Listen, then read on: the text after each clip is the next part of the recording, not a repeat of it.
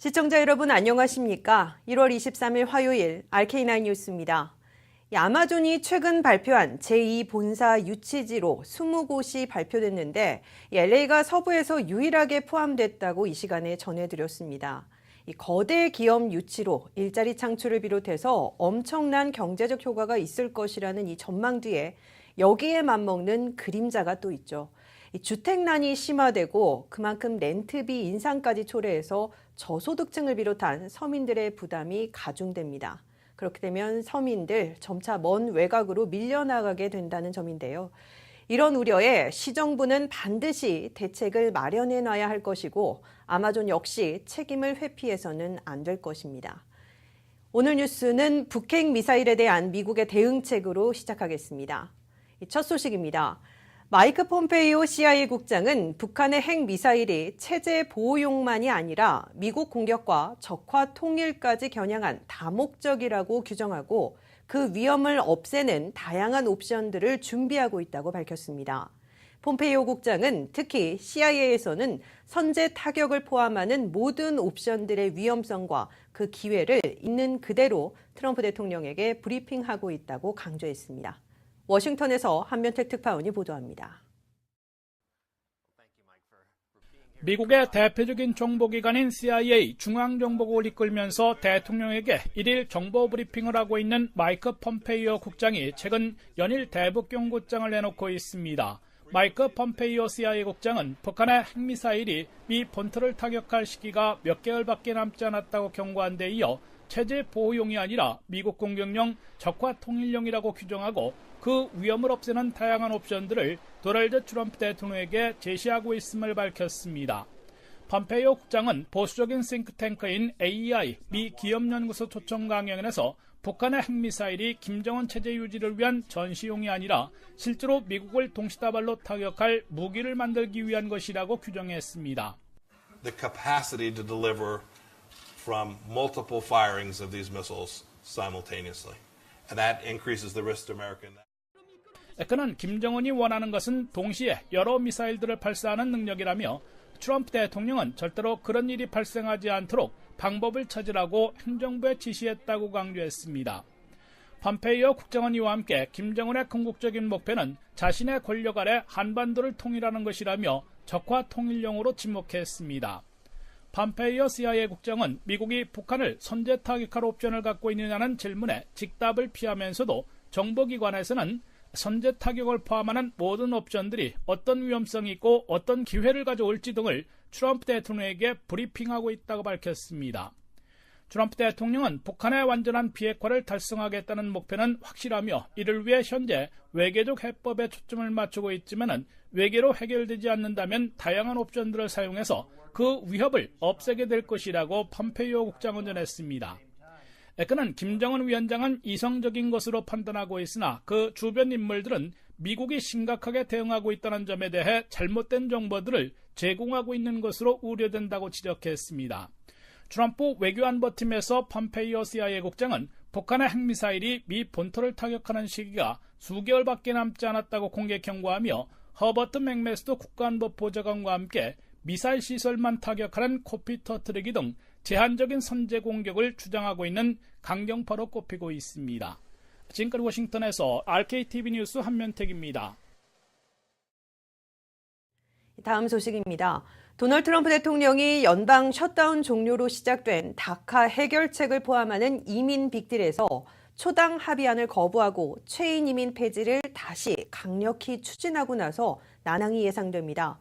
트럼프 대통령은 이민개혁법안 2018을 거부한다는 입장을 분명히 하고 최인 이민 폐지에 앞장서고 이 강경파 상원의원들과 먼저 회동하고 나섰습니다. 김윤재 기자가 보도합니다. 연방정부 셧다운이 사흘 만에 끝남에 따라 다카 드리머 보호법안을 비롯한 이민 빅딜 협상이 즉각 재개됐지만 난항을 예고하고 있습니다. 도널드 트럼프 대통령은 연방 셧다운이 종료되는 날 공화당의 잔 커닌 상원 원내 총무와 척 그래슬리 법사위원장, 합법 이민 절반 축소를 담은 레이즈 법안의 저자 탐 코튼, 데이비 퍼트, 드림 법안보다 제한적인 석시드 법안의 저자 탐 틸러슨, 제임스 랭크포드 등 6명의 상원 의원들부터 만났습니다.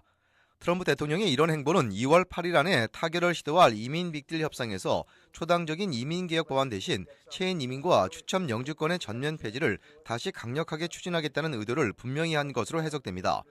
척 그레슬리 탐 코튼 데이포트 상원의원은 최근 초당안의 체인 이민 제한 부분을 강력하게 비판하며 가족 이민은 시민권자와 영주권자의 배우자, 미성년 자녀들만 허용하고 나머지 범주는 폐지해 체인 이민을 막아야 한다고 강하게 주장했는데 트럼프 대통령이 이에 동조하고 나선 것으로 보입니다.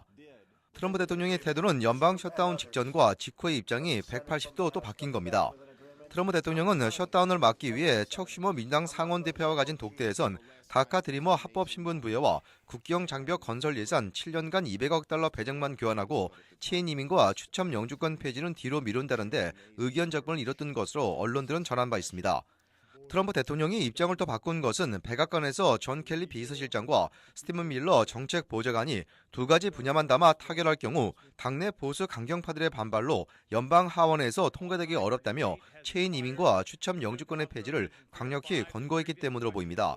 이 때문에 연방정부 셧다운이 종료되자 양당 양원의 2인자들인 공화당의 케빈 매커시 하원 대표와 존 카닌 상원 원내총무, 민주당 스탠리 호이어 하원 총무, 딕 더빈 상원 총무가 거의 매일 만나 이민 빅딜 협상을 다시 벌이고 있지만 상당한 진통을 겪게 될 것으로 예상됩니다. RKTV 뉴스 김윤재입니다. 4년 3개월 만에 찾아온 연방정부 셧다운 사태가 사흘 만에 종료됐습니다만 아직 넘어야 할 산이 많습니다. 양당은 다음 달 8일까지 이민개혁안과 함께 불법 체류 청소년 추방유예 정책, 다카 개정 논의에 박차를 가한다는 방침입니다. 계속해서 문지혜 기자입니다. 연방 상원에서 정부 셧다운을 종료시키는 임시 예산안을 찬성 다수로 가결했습니다. 이에 따라 다음 달 8일까지 불법 체류 청소년 추방유예 정책 다카 개정 논의가 진행될 예정입니다. 하지만 체인 이민 금지와 멕시코 국경장벽 건설 등의 이민 개혁안을 함께 추진하려는 도널드 트럼프 대통령 때문에 적잖은 진통이 예상됩니다. 아시안 아메리칸 정의진흥협회는 오늘 성명을 내고 트럼프 대통령이 80만여 명의 드리머들을 위한 구제책을 마련하지 못했다면서 이는 다카를 지지하는 미국인 87%의 뜻을 거스르는 행위라고 비판했습니다.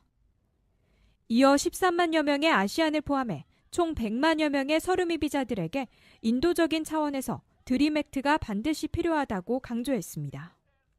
이민자 권리 옹호기관 주는 사랑채 이민법률센터의 박창영 소장은 트럼프 대통령이 처음 약속했던 오는 3월 5일까지는 시간이 많이 남았다면서 여론을 감안할 때 드리머들이 영주권은 물론 더 나아가 시민권까지 취득할 길이 열릴 것이라고 낙관했습니다.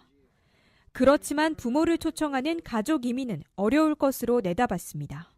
제 판단으로는 영주권 주고 시민권까지는 갈 거예요. 그런데 전반적인 이민개혁안하고 연관을 시켜서 이 학생들이 시민권을 받을 시점에 되면은 그 학생들의 가족은 초청을 하지 못하는 제도하고 맞물릴 거예요, 아마. 그래서 이제 부모까지 없어질지는 모르지만 형제는 분명히 안 될 거고. 또 지난 10일 연방이민국이 다카 신청을 재개한다고 밝힌 뒤 민족학교 등 남가준의 한인 비영리 단체에는 관련 문의가 빗발치고 있습니다. 그런데 다카 접수 비용이 495달러에 달하고 앞으로 연방의회에서 대체 시스템을 도입할 수 있는 만큼 전문가들은 시시각각 변하는 상황을 지켜봐야 한다고 권고했습니다. RKTV 뉴스 문지혜입니다. 트럼프 대통령은 수입 세탁기와 태양광 제품에 대한 세이프가드 조치에 서명하고 미국에 많은 일자리를 창출하고 소비자들에게도 혜택을 줄 것이라고 말했습니다. 트럼프 대통령은 오늘 오후 백악관에서 수입 세탁기와 태양광 부품 등에 대한 고율의 세이프가드 관세 부과 조치에 서명하면서 이번 세이프가드 조치로 미국이 앞으로 더는 이용당하지 않을 것이라는 점을 보여줬으며 이번 조치가 미국인의 일자리와 미국 노동자들을 보호할 것이라고 말했습니다. 트럼프 대통령은 특히 이번 긴급 수입 제한 조치가 LG와 삼성이 미국의 세탁기 공장을 짓기로 한 약속을 충실히 이행하는 강한 자극이 될 것이라고 말했습니다.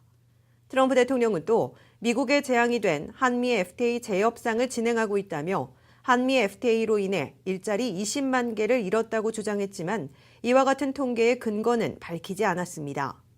트럼프 대통령은 중국과 한국 등이 이번 세이프가드 조치에 반발하는 것과 관련해서는 무역 전쟁이 촉발되지는 않을 것이라고 전망했습니다. 앞서 트럼프 대통령은 어제 가정용 대형 수입 세탁기와 태양광 부품 등에 대해 세이프가드 구제 조치를 하기로 했다고 연방무역대표부가 발표한 바 있습니다. 오늘 알래스카주 해상에서 규모 7.9의 강진이 발생했습니다. 연방지질조사국에 따르면 현지 시간으로 오늘 새벽 0시 31분, LA 시간으로 오늘 새벽 1시 31분, 알래스카주 알래스카만 코디액 섬에서 남동쪽으로 175마일 떨어진 해상에서 규모 7.9의 강진이 발생했습니다. 진원의 깊이는 15마일입니다. 이번 지진으로 알래스카는 물론 워싱턴주와 오레건주 등 서부 해안을 비롯해 캐나다와 하와이에도 한때 쓰나미 경보가 잇따라 발령됐습니다. 이곳 캘리포니아주에도 쓰나미 경보가 발령됐다가 새벽 4시쯤 해제됐습니다. 쓰나미 경보센터는 이번 지진에 의해 쓰나미가 발생했지만 더는 위협이 되지 않아 경보를 해제한다고 설명했습니다. 알래스카 올드 하버와 시워드 그리고 코디액 지역에서는 높이 0.2m 안팎의 낮은 쓰나미가 관측됐다고 이 센터는 전했습니다. 이 한인 이민사회에서 교회는 단순히 종교 활동만 하는 곳은 아니죠. 그렇다면 미주 지역 한인교회 규모는 얼마나 될까요? 조사해보니까 그 수치가 엄청납니다. 잠시 뒤 광고 보고 돌아와 이 소식 자세히 전해드리겠습니다.